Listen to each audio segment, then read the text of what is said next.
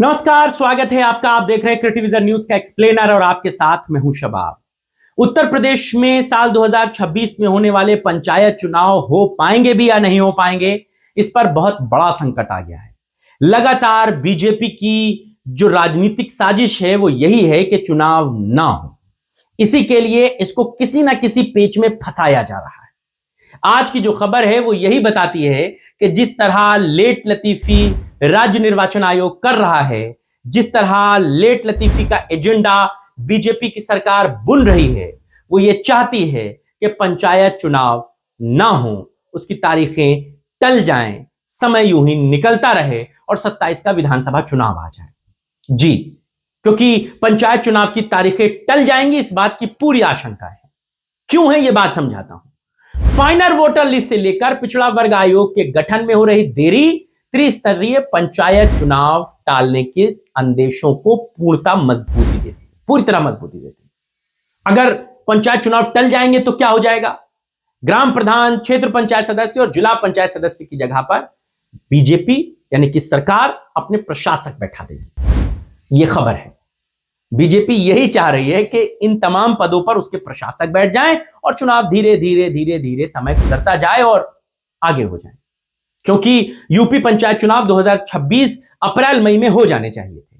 लेकिन क्या आपको लगता है कि अप्रैल मई में उत्तर प्रदेश में पंचायत चुनाव हो जाएंगे? ये पूरी तरह संशय से भरा है। क्योंकि उत्तर प्रदेश पंचायत चुनाव की फाइनल वोटर लिस्ट, जिसको 28 मार्च को आ जाना चाहिए था, दूसरी बार तारीख बढ़ाई गई थी। पहले तो इसे फरवरी में ही आ जाना था, फाइनल वोटर लिस्ट को फरवरी में नहीं आ पाई। अब इसे 28 मार्च को आ जाना था। 28 मार्च को भी राज्य निर्वाचन आयोग ने अपने हाथ खड़े कर दिए हैं कि भाई हम नहीं दे पाएंगे फाइनल वोटर लिस्ट। अब उसने एक और अगली तारीख दे दी है। वो तारीख है 15 अप्रैल। जी, पहले 6 फरवरी को आना था, फिर 6 फरवरी से वो बढ़कर 28 मार्च हुई और अब 28 मार्च से भी बढ़कर 15 अप्रैल को फाइनल वोटर लिस्ट की बात कही जा रही है। यानी कि जब तक फाइनल वोटर लिस्ट आएगी नहीं, तब तक चुनाव को लेकर आरक्षण तय करने के लिए पिछड़ा वर्ग आयोग के गठन की कवायद भी पूरी नहीं हो सकती है। ये दोनों एक दूसरे से जुड़े हुए हैं और पिछड़ा वर्ग आयोग की रिपोर्ट के आधार पर ही पंचायत चुनाव होंगे। इसी रिपोर्ट के आधार पर ग्राम प्रधान, पंचायत सदस्य, क्षेत्र पंचायत सदस्य और जिला पंचायत सदस्य के लिए आरक्षण तय होगा। यानी कि सारी चीजें क्रमबद्ध हैं। ये क्रोनोलॉजी समझिए। तो ऐसे में सीधे तौर पर समझिए कि अगर वोटर लिस्ट समय से नहीं आ पाएगी तो उत्तर प्रदेश में पंचायत चुनाव 100% टल जाएंगे और अगले साल होने वाले विधानसभा चुनाव में पंचायत चुनाव हो नहीं पाएंगे। तो क्या विधानसभा चुनाव के बाद पंचायत चुनाव कराए जाएंगे? चुनाव आयोग ने वोटर लिस्ट के कंप्यूटरीकरण, मतदाता संख्या जारी करने और मतदान स्थलों की मैपिंग का काम 27 मार्च तक पूरा करने का टारगेट तय किया था।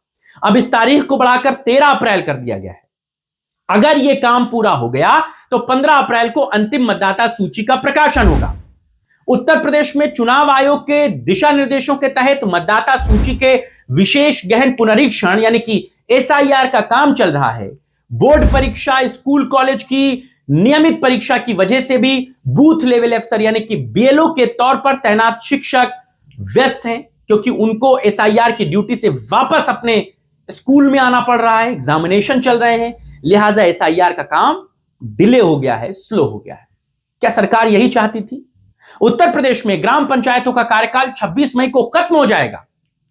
15 अप्रैल तक अगर फाइनल वोटर लिस्ट प्रकाशित हो भी जाती है, मैं कहता हूं कि अगर 13 तारीख तक सारा काम कर लिया गया और 15 तारीख को प्रकाशित कर भी लिया गया, तो भी क्या 1 महीने के भीतर बाकी बची हुई औपचारिकताएं आयोग पूरी कर पाएगा? नामुमकिन है। यह सबसे बड़ा सवाल यही है। ओबीसी आयोग आरक्षण पर अपनी रिपोर्ट दाखिल करता है, फिर उस पर आपत्तियां मांगी जाती हैं, फिर उसका निस्तारण होता है। एक बड़ी लंबी प्रक्रिया है, इसमें तो 6 महीने लग जाते हैं। और अगर किसी वजह से मामला अदालत चला गया तो फिर पौ बारह बीजेपी तो कह देगी कि मामला कोर्ट चला गया, बताइए हम करें तो करें क्या। और अब इसी बात के अंदेशा सबसे ज्यादा है। यही सब होने की और देरी होने की पूरी आशंका है। मई के बाद जून में भीषण गर्मी पड़ने लगेगी, फिर बरसात आ जाएगी, चुनाव संभव नहीं हो पाएगा और अक्टूबर नवंबर में उत्तर प्रदेश में विधानसभा चुनावों के लिए बिगुल बच जाएगा, आदर्श आचार संहिता लग जाएगी। तो क्या बीजेपी जानबूझकर इन पंचायत चुनाव को विधानसभा चुनावों के बाद ले जाना चाहती है? उसको इस बात का अंदेशा या डर सताने लगा है कि अगर पंचायत चुनाव पहले हो गया और बीजेपी के फेवर में चीजें नहीं रही तो ये फ्लो जो है, विरोध का फ्लो, एंटी इनकम्बेंसी का फ्लो विधानसभा चुनावों तक तैयार रहेगा, फिर यही फ्लो उसको विधानसभा चुनाव में नुकसान पहुंचाएगा।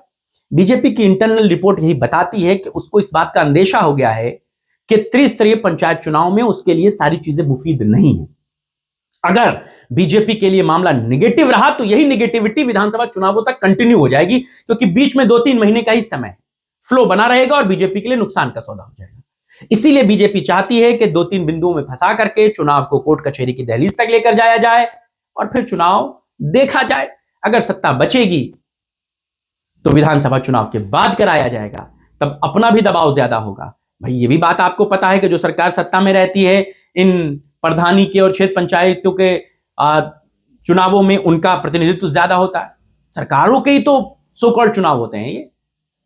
तो बीजेपी का एक ये बड़ा मुसीबत भरा मामला है। लेकिन जो ग्राम प्रधान, क्षेत्र पंचायत सदस्य, जिला पंचायत सदस्य सालों से अपनी तैयारी में लगे हुए थे, दावतें कर रहे थे, बड़े बड़े आयोजन कर रहे थे, कहीं कुछ कर रहे थे, कहीं साड़ी बंटवा रहे थे, कहीं कंबल बंटवा रहे थे, उनको लग रहा था चुनाव हो जाएगा, यही फायदा मिल जाएगा, तो उनके लिए भी थोड़ा समय और है।